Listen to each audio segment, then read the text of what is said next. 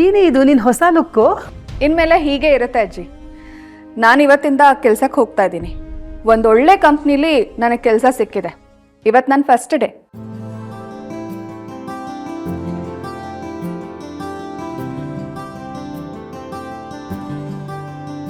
All the best Shobhita. ನಿನ್ನ ಈ ನಿರ್ಧಾರ ನಿನ್ನ ಬದುಕಿಗೆ ಒಂದು ಹೊಸ ಮುನ್ನುಡಿ ಬರೀಲಿ. ಶೋಭಿತಾ, ಈ ಲುಕ್ಕಲ್ಲಿ ತುಂಬಾ ಚೆನ್ನಾಗಿ ಕಾಣಿಸ್ತಿದ್ಯಾ. ಆಫೀಸಿಂದ ಬಂದ್ ಕೂಡಲೇ ದೃಷ್ಟಿ ತೆಗೆಸ್ಕೊ. ನಾಗಿ, ಫಸ್ಟ್ ಹೋಗಿ ಅವಳು ಲಂಚ್ ಬಾಕ್ಸ್ ತಗೊಂಡ್ ಬಾ. ಹೋಗು. ಆಯ್ತ್ರವ.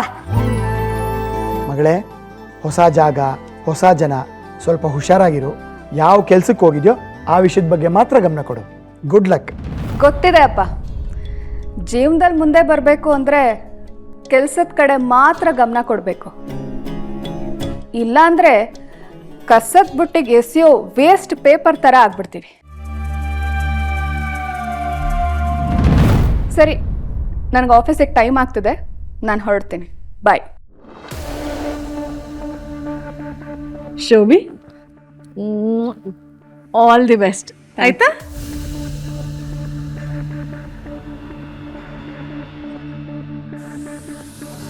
ಯೋ, ಈಗ ತಂದ್ಯಾ? ಅವಳು ಹೊಟ್ಟೆ ಬಿಟ್ಲು. ಕೊಡು. ಶೋಭಿ, ನೋಡು, ಲಂಚ್ ಬ್ಯಾಗೆ ಮರ್ತ್ಬಿಟ್ಟು ಹೋಗ್ತಾ ಇದೆಯಲ್ಲ, ತಗೋ. ಕೆಲಸ ಅಂತ ಊಟದ ಕಡೆ ಗಮನ ಕೊಡದೆ ಇರಬೇಡ, ಆಯ್ತಾ? ಇಷ್ಟು ದಿವಸ ನಾನು ಅದನ್ನೇ ಮಾಡಿದಲ್ವಾ ಅಮ್ಮ. ಆದರೆ ಇನ್ಮುಂದೆ ನಾನೇನು ಅಂತ ಈ ಮನೆಯವ್ರಿಗೆಲ್ಲ ಗೊತ್ತಾಗಬೇಕಲ್ವಾ. ನಾನು ಕೆಲ್ಸಕ್ಕೆ ಹೋಗ್ತೀನಿ ಅಂದರು ಯಾವ ಕಂಪನಿ, ಎಷ್ಟು ಸಂಬಳ ಅಂತ ಯಾರಾದರೂ ಕೇಳಿದ್ರಾ? ಒಬ್ಬರು ಕೇಳಿಲ್ಲ. ಅದರಲ್ಲೇ ಗೊತ್ತಾಗುತ್ತಲ್ವಾ ನನ್ನ ಯೋಗ್ಯತೆ ಇಲ್ಲಿ ಏನು ಅಂತ. ಯಾರಾದರೂ ಖುಷಿ ವಿಷಯ ಹೇಳಿದ್ರೆ ಅಜ್ಜಿ ಎಲ್ರ ಬಾಯಿಗೂ ಸಕ್ಕರೆ ತಂದು ಹಾಕ್ತಿದ್ರು. ಇವತ್ತು ಹಾಗೆ ಮಾಡಿದ್ರಾ? ಇಲ್ಲ.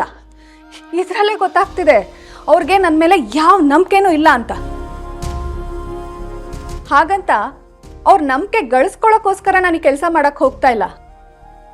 ಅವರೇ ನನ್ನ ನಂಬೋ ಹಾಗೆ ಗೆದ್ದು ತೋರಿಸ್ತೀನಿ. ಶೋಭಿ, ಆಯ್ತಾಯ್ತು, ಇದನ್ನೆಲ್ಲ ತಲೆಗೆ ಹಚ್ಕೋಬೇಡ. ನೋಡು, ಫಸ್ಟ್ ಡೇ ಕೆಲ್ಸಕ್ಕೆ ಹೋಗ್ತಿದ್ಯಾ, ಖುಷಿಯಾಗಿ ಹೋಗ್ಬಿಡ್ ಬಾ, ಆಯ್ತಾ? ಬಾಯ್. ಸರಿ, ಬಾಯ್. ಅಲ್ಲ ರೀ, ನಮ್ಮದೇ ಇಷ್ಟು ದೊಡ್ಡ ಕಂಪನಿ ಇದೆ, ಅಲ್ಲೇ ಕೆಲಸ ಮಾಡ್ಬೋದಿತ್ತಲ್ವ ಅವಳು? ಹೋಗ್ಲಿ, ಅವಳು ಎಲ್ಲಿ ಕೆಲಸ ಮಾಡ್ತಿದ್ದಾಳೆ ಅನ್ನೋದನ್ನು ನೀವು ತಿಳ್ಕೊಳ್ಳಿಲ್ವಲ್ಲ? ಈಗಾಗಲೇ ನಾನು ಅವಳು ಮಾತು ಕೇಳಿಲ್ಲ ಅಂತ ಅವಳ ಮನಸ್ಸಿಗೆ ನೋವಾಗಿದೆ ಅಂತ ನನಗೆ ಗೊತ್ತಿದೆ.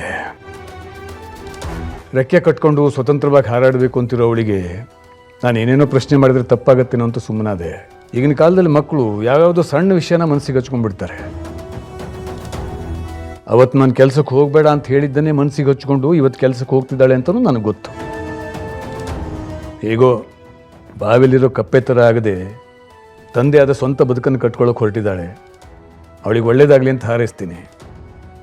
ಅವಳಿಗೆ ಏನು ಬೇಕೋ ಎಲ್ಲ ಸಪೋರ್ಟು ನಾನು ಮಾಡ್ತೀನಿ. ನಿಮ್ಮ ಮಾತು ನಿಜ ರೀ. ಅಯ್ಯೋ, ನಾನು ನೋಡಿ ಯಾವಾಗಲೂ ಖುಷಿ ಸುದ್ದಿಗೆ ಎಲ್ಲರ ಬಾಯಿ ಸಿಹಿ ಮಾಡೋಳು ಯಾವುದೋ ಧ್ಯಾನದಲ್ಲಿ ಮರ್ತೇ ಬಿಟ್ಟಿದ್ದೀನಿ. ಇರಿ, ಅವಳ ಬಾಯಿಗೆ ಸಕ್ಕರೆ ಹಾಕಿ ಬರ್ತೀನಿ. ಸಕ್ಕರೆ ತಗೊಂಡ್ಬಾ.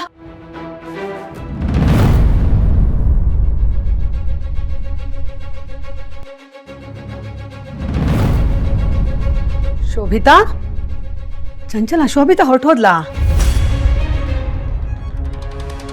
ಅಯ್ಯೋ ದೇವ್ರೆ, ಎಂಥ ಕೆಲಸ ಆಗೋಯ್ತು. ಆ ಮಗು ಬಾಯಿಗೆ ಸಕ್ಕರೆ ಹಾಕಬೇಕು ಅಂದ್ಕೊಂಡಲ್ಲ.